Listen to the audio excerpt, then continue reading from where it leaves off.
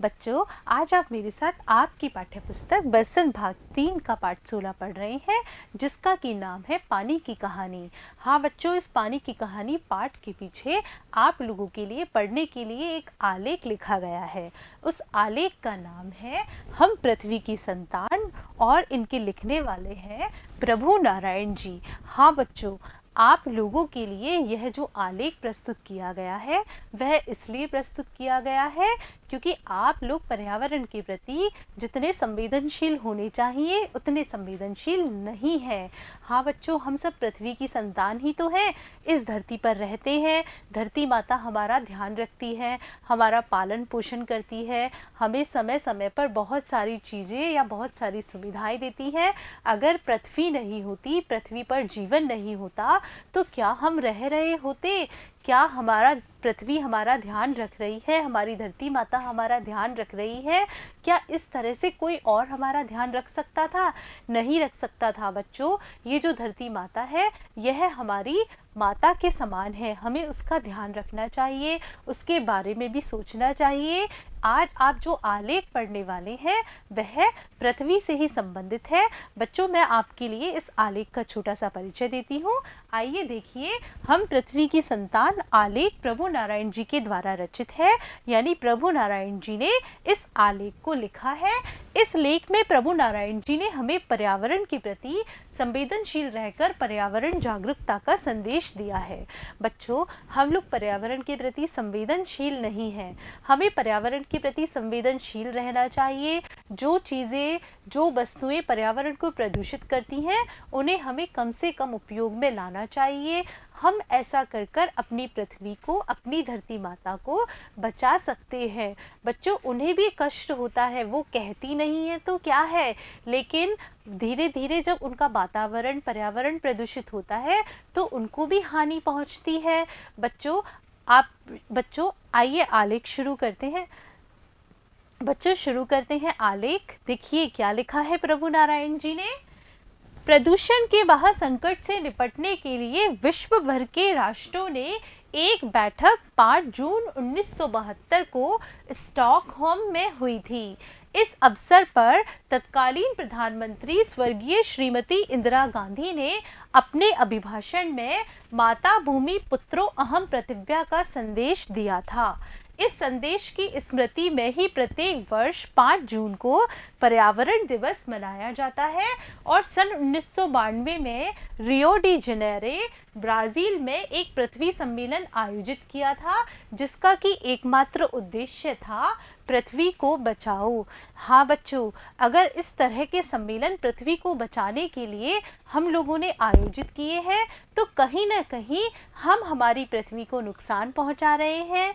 इसलिए हमें इन सम्मेलनों को आयोजित करने के लिए, आप लोगों को जागरूकता फैलाने के लिए इन चीज़ों की आवश्यकता पड़ी। हाँ बच्चों, सबसे पहले 5 जून 1972 को स्टॉकहोम में विश्व भर के सारे राष्ट्रों ने इस बात पर विचार किया कि हमें हमारी पृथ्वी को बचाना चाहिए। अगर हम हमारी पृथ्वी को नहीं बचाएंगे तो हम भी जीवित नहीं रह पाएंगे।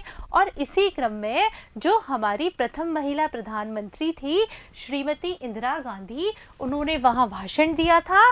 भाषण में क्या संदेश दिया था? माता भूमि पुत्रो अहम प्रतिज्ञा, कि धरती मेरी माता है और मैं धरती का पुत्र हूँ। बच्चों, अगर हम इस तरह का भाव सभी लोग रखेंगे, पूरे विश्व में रखेंगे, तो हमारी पृथ्वी अपने आप सुरक्षित हो जाएगी। क्यों हो जाएगी? कि कोई भी बालक अपनी माता को नुकसान नहीं पहुंचाता है, क्षति नहीं पहुंचाता है। बच्चों, हमारी माँ हमारे लिए कुछ भी करती है, हमारे लिए पालन पोषण करती है, खुद भूखी रहकर भी हमें खाना खिलाती है, हमारी सुख सुविधाओं का ध्यान रखती है। ऐसे ही पृथ्वी माता हमें भी अपनी गोद में रखती है, हमारा ध्यान रखती है, हमारे लिए तरह तरह के खनिज पदार्थ निकालती है, पेड़ उगाती है, तरह तरह से जगह जगह से हमें जल मुहैया कराती है। यह सारा काम हम पृथ्वी माता से ही करते हैं, पृथ्वी से ही प्राप्त करते हैं।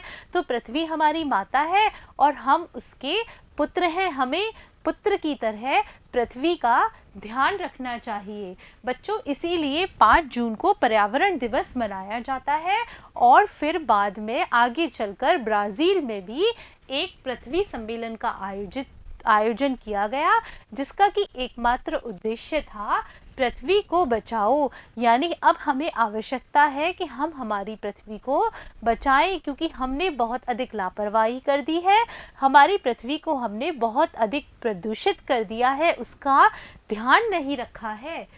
प्रकृति एक विशाल पारिस्थितिकी तंत्र है। इसमें 2 प्रकार के मुख्य घटक शामिल है, जैविक और अजैविक। बच्चों, जैविक और अजैविक घटकों से मिलकर ही प्रकृति का निर्माण होता है। जैव मंडल का निर्माण भूमि, गगन, अनल, जल नामक 5 तत्वों से होता है। हाँ बच्चों, इन 5 तत्वों के मिलने से ही जैव मंडल का निर्माण होता है। अगर इन 5 तत्वों में से कोई भी तत्व इधर उधर हो जाए तो जीवन संभव नहीं है। क्यों नहीं है? देखिए, अगर आपके पास हवा नहीं है तो क्या आप जीवित रह पाएंगे? नहीं रह पाएंगे। अगर आपके पास जल नहीं है, जल का अभाव है, तो क्या जीवन संभव है?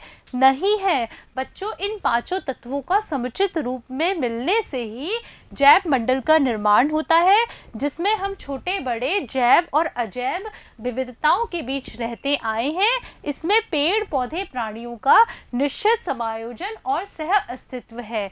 बच्चों, अगर हम यह सोचें कि हम मनुष्य हैं, हम सिर्फ मनुष्य ही इस पृथ्वी पर रहें, तो क्या यह सही होगा? ये सब एक पारिस्थितिकी तंत्र का हिस्सा है। पेड़ पौधे, जीव जंतु, मनुष्य, ये सब पारिस्थितिकी तंत्र का हिस्सा है और एक दूसरे पर निर्भर है। अगर यह तंत्र टूट जाए या इस श्रृंखला में कोई बाधा उत्पन्न हो जाए तो बहुत प्रकार के विकार उत्पन्न हो जाएंगे, जिसे समन्वयात्मक रूप में पर्यावरण के विभिन्न अवयव कहते हैं। पर्यावरण शब्द परि प्लस आवरण, इन दोनों शब्दों के मेल से बना है। परि का अर्थ होता है वह आवरण जो हमें चारों तरफ से ढका हुआ है या आवृत किया हुआ है। प्रकृति और मानव के बीच का मधुर सामंजस्य बढ़ती जनसंख्या उपभोगी प्रवृत्ति के कारण घोर संकट में है। बच्चों, ये घोर संकट में क्यों है? क्योंकि जनसंख्या बहुत अधिक बढ़ रही है और हम उपभोगी प्रवृत्ति के हो गए। उपभोगी प्रवृत्ति के यानी अगर हम पेट्रोल निकालने लगते हैं तो हमें ऐसा लगता है कि इस धरती के नीचे बहुत सारा पेट्रोल है, डीजल है, हम निकालते ही जा रहे हैं, एक दिन वह खत्म हो जाएगा। ऐसे ही जल का दोहन को देख लीजिए, आज सभी लोगों के घर में पानी की मोटर लगी हुई है और हम इतना सारा पानी जो कि हमें वेस्ट नहीं करना चाहिए, हमें व्यर्थ नहीं बहाना चाहिए, वह पानी हम व्यर्थ बहा देते हैं। तो यह क्या है? यह हमारा अधिक से अधिक उपभोग करने की प्रवृत्ति है, जो कि हमारी पृथ्वी को, हमारी धरती माता को नुकसान पहुंचाती है। यह असंतुलन प्रकृति के विरुद्ध तीसरे विश्व युद्ध के समान है। बच्चों, 2 विश्व युद्ध हुए थे, उनमें काफ़ी नाश हुआ था, बहुत अधिक विनाश हुआ था। लेकिन अब जो हम कार्य कर रहे हैं, अब हम पृथ्वी का ध्यान नहीं रख रहे हैं, बहुत ज़्यादा उपभोगी प्रवृत्ति अपना रहे हैं। यह भी हमारे लिए तृतीय विश्व युद्ध के समान है। और अगर यह तृतीय विश्व युद्ध हुआ तो इस धरती पे से मानव का नाश हो जाएगा। विश्व भर में वनों का विनाश, अवैध असंगत उत्खनन, कोयला, पेट्रोल, डीजल के उपयोग के अप्रत्याशित अभिवृद्धि और कल कारखानों के विकास के नाम पर विस्तार। बच्चों, हम ये सारे काम करते हैं और इन सारे कार्यों के द्वारा हमारी पृथ्वी को नुकसान पहुंचाते हैं। बच्चों, हम स्वार्थी होते जा रहे हैं, हम सिर्फ खुद की सोचते हैं। हम कभी यह नहीं सोचते कि पृथ्वी के अंदर, धरती के अंदर ये सारे भंडार सीमित मात्रा में हो सकते हैं और हमें इन सब का एक निश्चित मात्रा में दोहन करना चाहिए। हमें उपभोग तो करें, लेकिन एक तरीके से समुचित योजना के साथ उनका उपभोग करें। मानव सभ्यता को महाविनाश के कगार पर ला खड़ा कर दिया है। विश्व की प्रसिद्ध नदियां जैसे कि गंगा, यमुना, नर्मदा, राइन, सीन, मास, टेम्स जैसी नदियां भयानक रूप से प्रदूषित हो चुकी है। इनके निकट बसे लोगों का जीवन दूभर हो गया है। बच्चों, इन नदियों के प्रदूषित होने से क्या होता है? इन नदियों के प्रदूषित होने से जो इनके आसपास लोग रह रहे होते हैं उनमें तरह तरह की बीमारियां उत्पन्न हो जाती हैं और वो वहाँ रह पाना उनके लिए बहुत ही मुश्किल हो जाता है। पृथ्वी के ऊपर वायुमंडल के स्ट्रेटोस्फीयर में ओजोन गैस की एक मोटी परत है।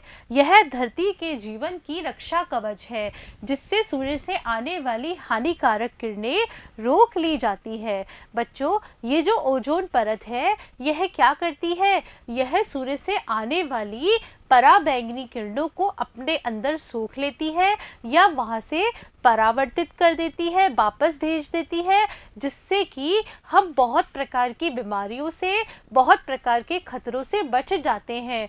और अब हम लोगों ने हमारा पर्यावरण इतना अधिक प्रदूषित कर दिया है कि इस ओजोन परत में छेद होना शुरू हो गए हैं जिससे कि हानिकारक पराबैंगनी किरणें धरती पर आने लगी हैं और उनके धरती पर आने से हमें तरह तरह की असाध्य बीमारियां होने लगी हैं जैसे कि कैंसर। ऐसी लाइलाज बीमारियां सूर्य के पराबैंगनी किरणों के कारण ही होती हैं। किंतु पृथ्वी के ऊपर जहरीली गैसों के बादल बढ़ते जाने के कारण सूर्य की अनावश्यक किरणें बाह्य अंतरिक्ष में परिवर्तित नहीं हो पाती, जिसके कारण पृथ्वी का तापमान बढ़ता जा रहा है। हाँ बच्चों, ग्लोबल वार्मिंग होती जा रही है। इससे छोटे बड़े सभी द्वीप समूह महाद्वीपों के तटीय क्षेत्रों के डूब जाने का खतरा बढ़ गया है। इसे ग्रीन हाउस इफेक्ट भी कहते हैं। बच्चों, अब हमारे यहाँ महासागर है वह बढ़ते जा रहे हैं क्योंकि जो हिम क्षेत्र है वहाँ ग्लेशियर है वो पिघलते जा रहे हैं जिससे कि जल की मात्रा बढ़ती जा रही है, जिससे कि तटीय क्षेत्र में जो लोग निवास कर रहे हैं उनके लिए बहुत अधिक खतरा उत्पन्न हो गया है।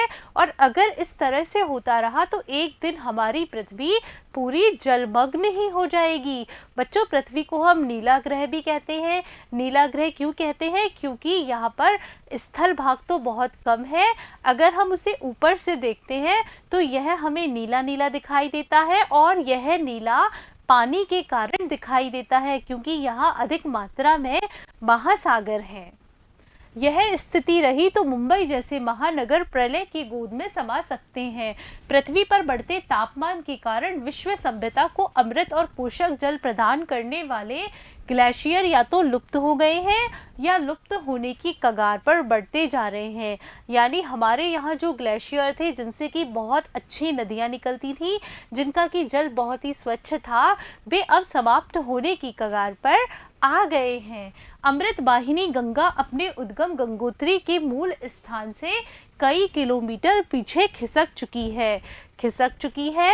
यानी कि गंगा जो आपके यहाँ अपने यहाँ पवित्र नदी मानी जाती है उसका जल भी कम हो गया है। जो ग्लेशियर थे वहाँ पर वो भी पिघल चुके हैं।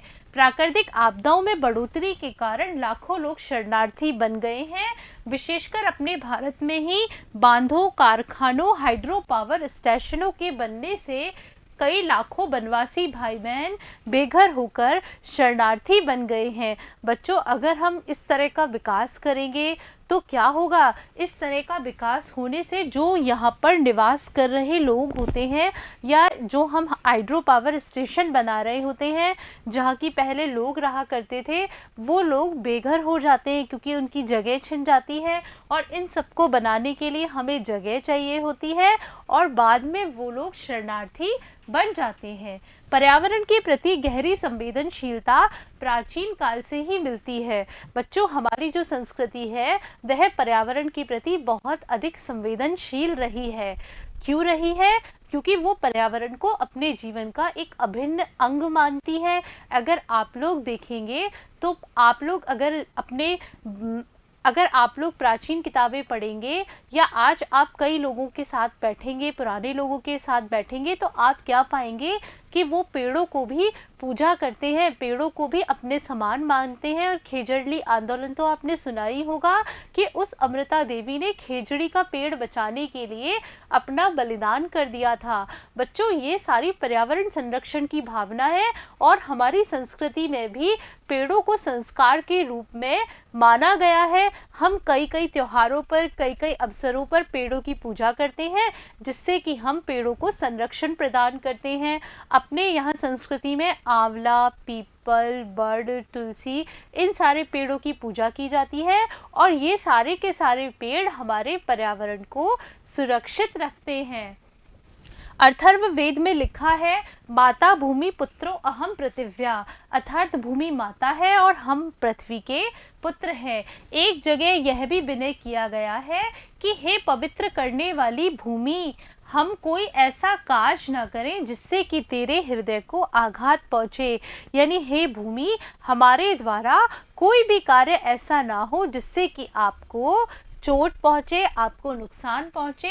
हृदय को आघात पहुँचाने का अर्थ है कि पृथ्वी की पारिस्थितिकी तंत्र यानी पर्यावरण के साथ हम किसी प्रकार का क्रूर छेड़छाड़ ना करें। हमें प्राकृतिक संसाधनों के अप्राकृतिक और बेहताशा दोहन से बचना होगा।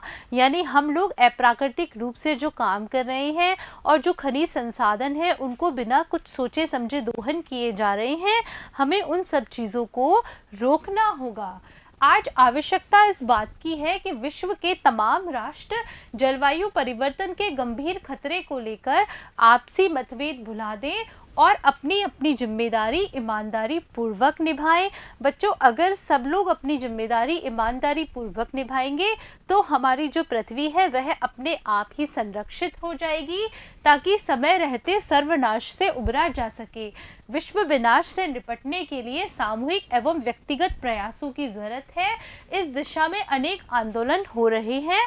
अरण्य रोदन के बदले अरण्य संरक्षण की बात हो रही है। अरण्य रोदन यानी वनों का विनाश करना, वनों के विनाश की जगह वनों के संरक्षण की बात हो रही है। सचमुच हमें आत्मरक्षा के लिए पृथ्वी की रक्षा करनी होगी। भूमि माता है और हम भूमि पृथ्वी की संतान हैं।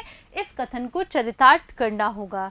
बच्चों, आज आपने मेरे साथ आपकी पाठ्यपुस्तक में दिया गया आलेख हम पृथ्वी की संतान पढ़ा और आप इस आलेख को पढ़कर यह बात अच्छे से समझ गए होंगे कि आज हमें आवश्यकता है कि हम अपने पर्यावरण को संरक्षण प्रदान करें। हम ऐसे कार्य करें जिससे कि हमारे पर्यावरण को सुरक्षा पहुँचे।